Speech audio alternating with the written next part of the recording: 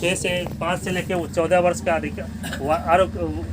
आयु वर्ग का जो बच्चे हैं उसको पढ़ाना आपका अधिकार। अगर नहीं पढ़ाइएगा, अगर वो कहीं चला गया किसी के सामने कि हमको पढ़ाई नहीं हो रहा है, मेरे माता पिताजी नहीं पढ़ाते, तो आपको जेल भी जाना पड़ेगा। तो ये समझिए कानून बना हुआ है। तो आपको पढ़ाना है, बच्चे को पढ़ाना प्राथमिकता है आपको। पढ़ाने के बाद फिर क्या होता है कि गांव में पढ़ लिख के क्या करेगा, ये बात आती है। अरे क्या करेगा, बहुत लोग पढ़ के यहाँ क्या कर रहा है, यही सबसे बड़ा बात होता है। इसी कारण से लोग क्या करता है, मैट्रिक तक पढ़ा, नहीं पढ़ा, इंटर कोई किया, और बीए जाते जाते तो परसेंटेज, जैसे कि मैट्रिक में 100 आदमी गाँव से है, इंटर कितना करेगा, 25 आदमी या 30 आदमी, ज़्यादा से ज़्यादा 70 आदमी 60 को करेगा। और बीए जाते जाते 10-20 आदमी होता है। क्यों?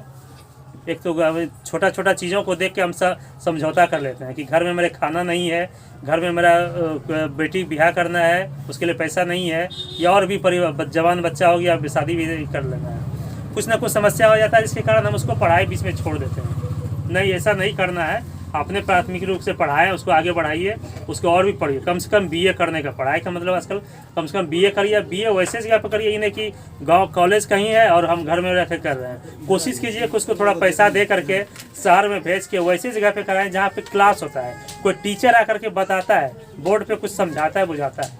इससे क्या होगा कि लोगों से जानकारी से भी बताए। ग्रामीण परिवेश में रहने से क्या होता है, आप जिसके सामने रहिएगा आप वैसा ही बन जाइएगा। आप अगर हमसे मेरा बात सुन रहे हैं तो कुछ मोटिवेट होइएगा, तो अपना कुछ सोचने का दायरा बढ़ेगा। आप अच्छे टीचर के साथ पढ़िएगा, अच्छे कॉलेज में नाम लिखाइएगा, तो क्या होगा कि आपका सोचने समझने का जरिया बदलेगा, आप वहीं से आगे बढ़ जाइएगा। हम भी इसी तरह गाँव, मेरा भी गाँव से क्षेत्र में इसी तरह है। इन्होंने बताया कि मजदूरी करते थे, मैं नहीं करता था, मेरे पिताजी करते थे। शुरू में जब वो मतलब छोटे थे, जब मैट्रिक इंटर में पढ़ते थे, तो मजदूर करके अभी पढ़ते भी थे और पढ़ाते भी थे बच्चों को, जहाँ के लोग गांव में करता है। पढ़ते करते वो डीएलएड कहीं से कोचिंग ये कर लिए, शिक्षा का वो भागलपुर में जाके किए। करने के बाद कहीं वो पढ़ लिए, आगे बढ़ गए, तो टीचर में हो गया। टीचर में जब हो गया तो फिर उन्होंने हम लोग को पढ़ाया। हम लोगों में जिम्मेवारी समझे अपने। वैसे होता है कि टीचर का बेटा ज़्यादा नहीं होता है, लेकिन अगर टीचर सही से मेहनत करते हैं तो उसका भी बेटा आगे बढ़ता है, बच्चा आगे बढ़ता है, जैसा कि आप लोग देख रहे हैं। और आगे भी तो ये हो गया, आप संपर्क में रहे, वो आगे बढ़े तो हम लोग फिर आगे बढ़ गए। वो गांव के परिवेश को छोड़े, उसको रहना सहना वहाँ जो हुआ, तो आप पढ़ाइएगा नहीं तो नहीं। क्या होता है कि गांव में क्या पढ़ लिख के क्या करेगा, पढ़ लिख के क्या करेगा, यही बताने के लिए एक प्रोग्राम रखा गया है कि आप मैट्रिक पढ़ लिए या नहीं पढ़े तो मैट्रिक सबसे बड़ा बेस मजबूत होता है कि अगर आप मैट्रिक तक की चीज़ों को बेस सही से पकड़ लिए हैं, फिर आपको आगे बढ़ने में दिक्कत नहीं होगा। आप आगे बढ़िएगा आसानी से, पढ़ लिख के जरूर है कुछ ना कुछ बढ़िएगा। हम लोग भी गांव से पढ़े, मैट्रिक फिर इंटर किए बाहर जाके, फिर आगे धीरे धीरे बढ़ते रह गए। क्योंकि पहले से ये था कि क्लियर था कि अब मतलब आगे बढ़ना है, तो पीछे मतलब रहना ही नहीं है। क्योंकि इतना मजदूरी, इतना मतलब मेहनत करके लोग आगे बढ़े हैं, तो उसको अब आगे ही बढ़ाना है। तो आपका ये है, अगर आप शिक्षित हो गए, ठीक है, आप जो अभी हमसे जो बुजुर्ग हैं, हमसे वो बड़े उम्र में, अगर वो कुछ नहीं कर पाए तो अपने बेटा को अगर आप सही करिएगा तो वो आपका एक पीढ़ी वहाँ से सुधरना शुरू हो जाएगा। ठीक है, वो भी कुछ अगर नहीं कर पाए, लेकिन उसका बेटा जो है वो, यानी तीसरा पीढ़ी आपका नस्ल सुधर जाएगा, तीसरा पीढ़ी आपका सुधर जाएगा। तो आप शुरू तो कीजिएगा तब।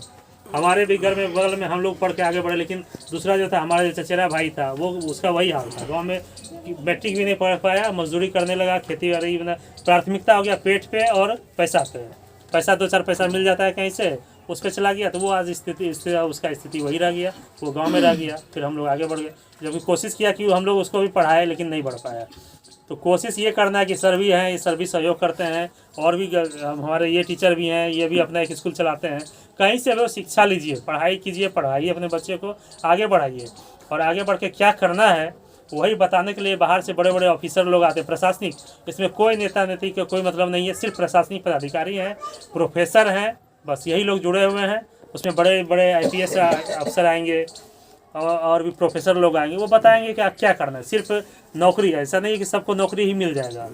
नौकरी इतना कम है, सीमित दायरे में है कि जो अच्छा मेहनत करेगा उसी को मिलेगा। तो नौकरी ही नहीं, और भी चीज़, जैसे पत्रकारिता करते हैं। अभी मीडिया का देखिए, मीडिया का क्रेज है।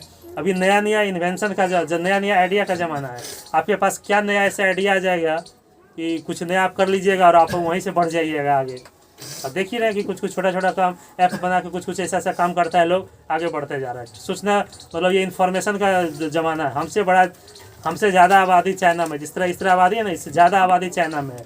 और उसका हर लोग टेक्निकल है, हर लोग पढ़ा लिखा, हर लोग कुछ ना कुछ काम करता है। आपके घर में जो बाल झाड़ते हैं कंघी, वो देखिए चाइना से आता है। आपका इंडिया इतना बड़ा है, कोई कंघी भी नहीं बना पाता है।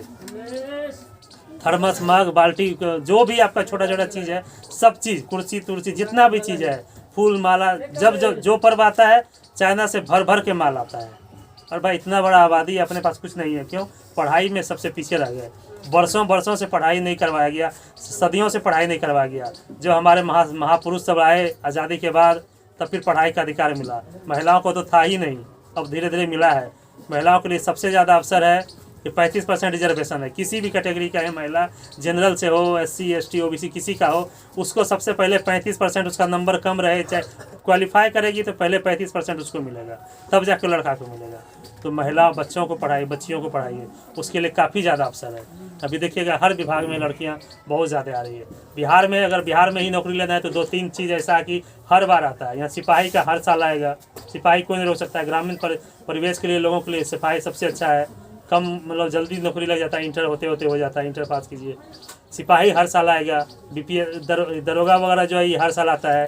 स्नातक स्तरीय परीक्षा एक होता है, 3 स्तरीय, एक इंटर लेवल हो गया, पहले मैट्रिक होता था, इंटर लेवल हो गया, फिर ग्रेजुएशन लेवल का हो गया, ये 2 स्तरीय हो गया, पहले 3 स्तर था। तो ये हर साल आएगा। सिपाही लेवल क्लर्कियल का, उसके बाद ऑफिसर रैंक का, दरोगा से लेकर के फिर BPSC आता है।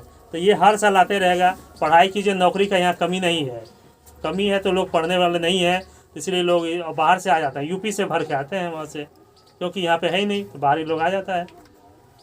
जिसको नंबर आएगा वही पास होगा। हमको नंबर, आपको जिसको नंबर आएगा पास, वही आगे आएगा। तो आगे बहुत आसमान खुला है। ज़रूरी है कि आप प्रयास कीजिए, आप अच्छे लोगों के साथ संपर्क में रहिए। अपना जो समय है ये 19 से 25 साल का, ये बर्बाद मत कीजिए गाँव में। अगर थोड़ा सा भी आपको पैसा जुटता है तो बच्चे को शहर भेजिए, शहर में उसको पढ़ने दीजिए, उसका माइंड डेवलप होने दीजिए, खुलने दीजिए, समझने दीजिए दुनिया को। और नए लड़के के लिए मोबाइल से बच के रहना है, ज़्यादा भी मतलब ये बर्बाद उससे मोबाइल में नहीं हो जाना है। समझना है, बुझना है, उससे इन्फॉर्मेशन जुटाना है, समझना है दुनिया को और आगे बढ़ना है।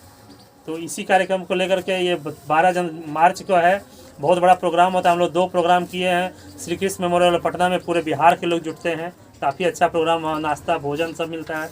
आपको किताब भी मिलेगा, समझने के लिए मिलेगा। कोशिश करना है किताबों को पढ़ना है, लोग महापुरुषों के जीवनी को पढ़ना है।